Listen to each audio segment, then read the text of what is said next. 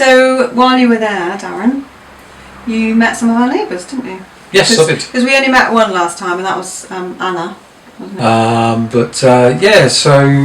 I was cutting the grass, and a young lad came over. Anna's grandson came over, who speaks perfect English, which was a bit of a surprise. He's only 12, and he's never taken any lessons. It's all been apparently through YouTube and on the phone, apparently. How do people learn through YouTube and on the phone? No idea. On the phone? I don't understand that. So no do I. But either way, his grip of English is very, very good. Wow. So that could be useful for us, especially when talking to Anna. I understood a lot of what she was saying, but any little bits I didn't, he was able to fill in the gaps for me, which was good, and make sure I got it right, obviously. Yeah. My Bulgarian's definitely rusty, to say the least. It was never brilliant to start off with. Yeah, but you've got the confidence, whereas I don't have. Even though I'm learning it gradually, slowly, I haven't got the confidence to use it.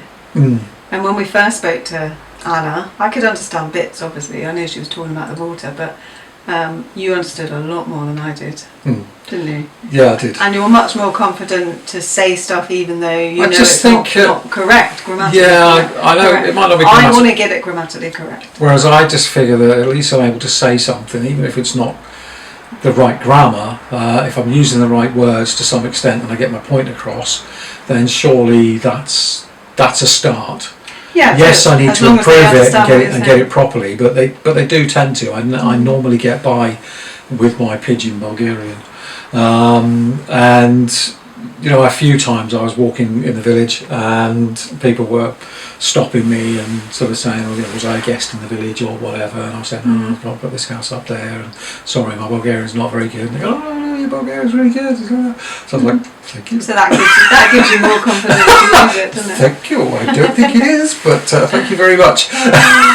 So again, it just proves I can get by. I can get a lot of my points across. I don't necessarily understand everything, but I've always said that learn a lot of words, and the context of where you are and what you're doing can also add to what you're actually talking about.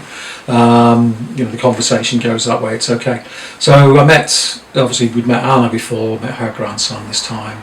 There's a guy called Ivan on sort of four corners. Yes. So we're this one. Ivan is this one. He's lived there for about 50 years.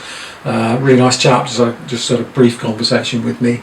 Was that all in Bulgarian? All in Bulgarian, yeah. And then there was Anna and her grandson, and then the guy on the end here and his wife. I've already forgotten their names, but I'll get them next time. And he was very helpful, obviously, because when the car wouldn't start, he got someone to come over with some jump leads, and so his friend came along with some jump leads, and we give it a go, and that didn't work, so we had to give it a push, got it started. So I'm pretty convinced it's the starter. I still haven't found out yet what it was. I'm sure Ivana will let me know at some point. Very nice again. And when I went for a walk one evening, he said something to me, and he was a bit of a joke about it was first of all, he was saying that I think it was either him or his wife slightly hard of hearing, so I had to speak a little bit clearer. So I did that, and then he was like, it's his wife's a bit, so which he jumped up at him, which was quite funny. So it was good to see a nice little sense of humour there, and a little bit of banter going on. It was nice. So they look like a nice couple, and then obviously Natalie with her husband, and they came along and said hello, and this is why we were trying to do the car, and offered the use of another car, which was really, really nice. So it looks like we've got a lovely little friendly little area there, and they weren't intrusive. Yeah, they weren't there all the time. Yeah, we found that before when we've lived in Bulgaria, where there are some neighbours who just kind of invite themselves into your property, don't they? So we've learnt that you have to lock doors if you don't want people just to walk in. You don't know what you might be doing. So yeah, it's one of those ones, isn't it? You want to be friendly, you want to be polite with your neighbours and everything else, but you always need that little bit of privacy as well. So it's now having the boundaries and the barriers, and it's not always been us so much that have had that problem. It's been other people that we've known. Yeah, we've been. Yeah, I think we can set barriers, can't we? Yeah. But other people find it difficult. Yeah. It's one of those things. You want to be friendly with your neighbours, definitely. Of course you do. You want to get on with your neighbours as much as you possibly can. And we've always been lucky and had good neighbours. Obviously, I was doing bits and pieces, but I also had times where I just sort of sat in the garden and chilled, with a cup of tea or whatever. You didn't work as hard as I thought you should. Thanks for that.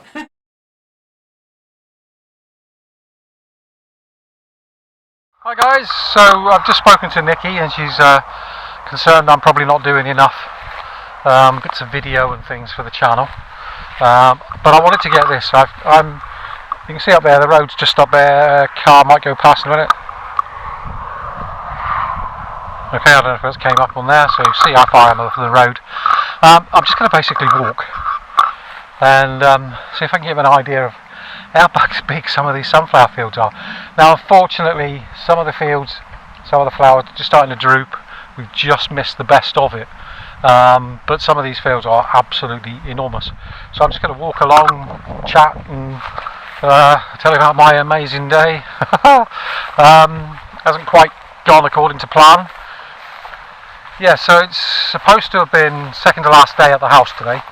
So I've finished a load of grass cutting, moved a massive pile of stones that were by the front gate for some bizarre reason, I don't know what. So you can see these. Some of them are still quite fresh, but not all of them. So managed to get all that done. I've had a day where I've met basically all of my neighbours today, because we're on a corner. There's 4 neighbours on the corners, obviously us as well, so there's 4 of us on the corners and then one next door as well, so we had met her before. So I was cutting the grass, a young lad came over, 12-year-old, and English was absolutely perfect, and apparently he learned it all on YouTube and on the phone, so hasn't learned any English at school at all. How he's managed to pick it up as well as he has, I haven't got a clue. He's really, really good. Very nice lad. His gran came over and was talking as well, so anything I wasn't sure of, he was able to sort of say, well, this is what she said. She's obviously very proud of him and the fact that he can speak English so well. And then off he went, and then a chap called Ivan on the other corner came over and said hello and offered any help if I needed it, which was nice. He's lived there for about 50 years. And then a couple on the other corner, the guy, I can't remember his name already, that's his old age I'm guessing, helped me when the car unfortunately wouldn't start. So obviously the first thing suspected was the battery.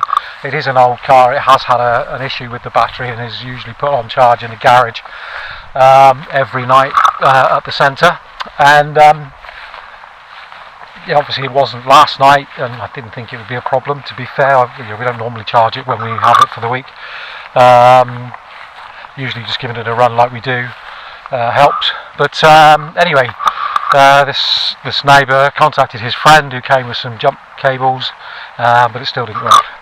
So we gave it a push start, it worked, which was good. Does mean I'm going to have to cut my stay short here in the village, because I'm going to have to get the car back to Stara Zagora tomorrow, because I can't risk anything going wrong on Saturday when I've got to go back to Sofia. So the plan now is to give me a hand, start the car, and I'll take it straight back to Stara Zagora. Rusko has offered to put me up again for the night, which is, I am very, very lucky. I've got such good friends who have been able to help with things like this. It's certainly, it's moving back from the UK to Bulgaria is a really difficult thing. Okay, no mistake about it. It is not an easy task at all, but it's being made a lot easier with the friends that we have and the help that they've been able to give us. The car every time we come over is just such a godsend. Rusko helping out with accommodation, anything. Stefan yesterday going to immigration with me and to the water.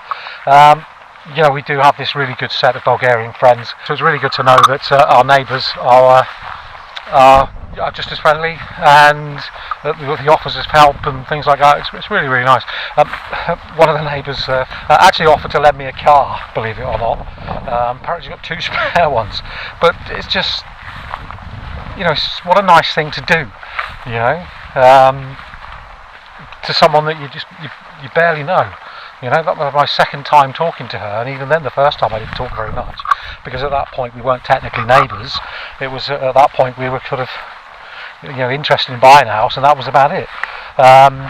So it's just, I think we're very, very lucky. Looks like we're in a nice little part of the village with some nice people, so we're just looking forward to getting moved over. Last night, Nicky will tell you I am notoriously bad at sleeping away. I like my own home, my own bed, my creature comforts, the noises. We've got triple glazing at home, and we use a blackout curtain. So whenever we're away, I always struggle with my sleep, and this has been no different. The mattress itself is quite comfy. I've got no problems with that. The fact it's on the floor makes no odds to me. It's just noises and mosquitoes and other insects that come in. I had a glowworm in the room last night, sorry, a glow bug, glow fly, whatever you want to call it, in the room last night, and and the owls came back and decided to scream outside the window again. So I love nature, but sometimes even I can do without a screaming owl.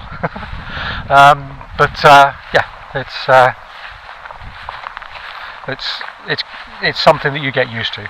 I remember the very first time we moved to Bulgaria, and we had our first night in the village in Inzovo, and I remember thinking, we're in the village, it's going to be nice and quiet and peaceful, and we woke up in the morning with the sound of goats going past with bells, and carts and dogs, and the birds.